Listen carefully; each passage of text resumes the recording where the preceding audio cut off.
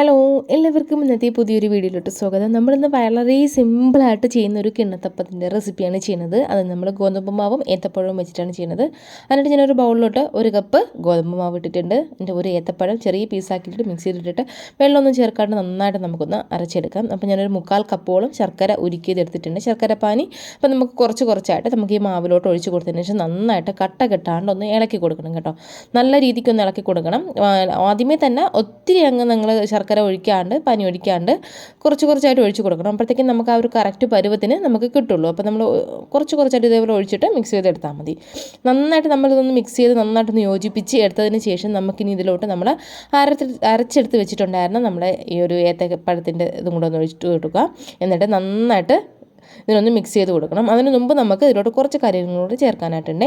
അത് നമുക്കൊരു 1/4 ടീസ്പൂണോളം ഏലക്ക പൊടിച്ചത്, ഒരു 2 ടേബിൾ സ്പൂണോളം പഞ്ചസാര. ഓപ്ഷനിലാണ്, ഇഷ്ടമുണ്ടെങ്കിൽ മാത്രം ചേർത്താൽ മതി, ഇല്ലെങ്കിൽ പഞ്ചസാര ചേർക്കേണ്ട ആവശ്യം വരുന്നില്ല. പിന്നെ ഒരു 1/4 ടീസ്പൂണോളം ജീരകം, നമ്മൾ ഈ തോരത്തിനും ഇതിനൊക്കെ നടക്കുന്നത് നമ്മൾ ചെറിയ ജീരകം, അതാണ്.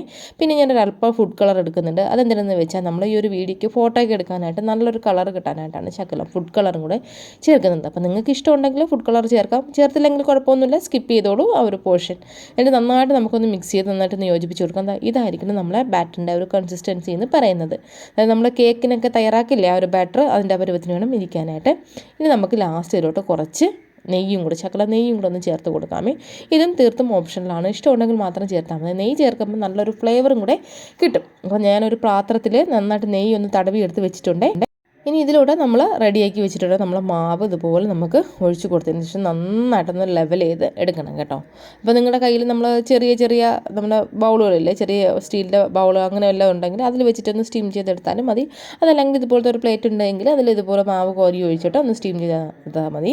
അപ്പോൾ നമ്മൾ ഒത്തിരി മാവ് ചേർത്തിട്ട് ഒഴിക്കില്ല, ഒരു 2 തവി മാവൊക്കെ മതിയാവും കേട്ടോ. ഒത്തിരി മാവ് ചേർത്താൽ ഭയങ്കര കട്ടിക്കിരിക്കും. ഇത് വളരെ നൈസായിട്ട് വേണം ഇത് ഇരിക്കാനായിട്ട്.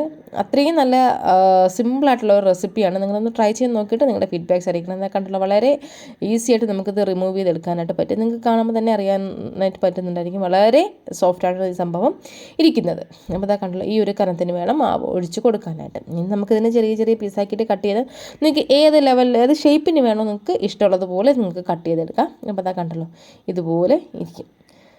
അപ്പോൾ ഇത്രയേ ഉള്ളൂ. ട്രൈ ചെയ്ത് നോക്കിയിട്ട് ഫീഡ്ബാക്ക്സ് അറിയിക്കണം. അപ്പോൾ വീഡിയോ ഇഷ്ടമായ ചാനൽ സബ്സ്ക്രൈബ് ചെയ്ത് സപ്പോർട്ട് ചെയ്യാനായിട്ട് മറക്കല്ലേ. ഉറപ്പായിട്ട് സബ്സ്ക്രൈബ് ചെയ്യണം. സബ്സ്ക്രൈബ് ചെയ്താൽ മാത്രം പോരാ, ഒരു ബെൽ ഐക്കണും കൂടെ പ്രസ് ചെയ്യാം.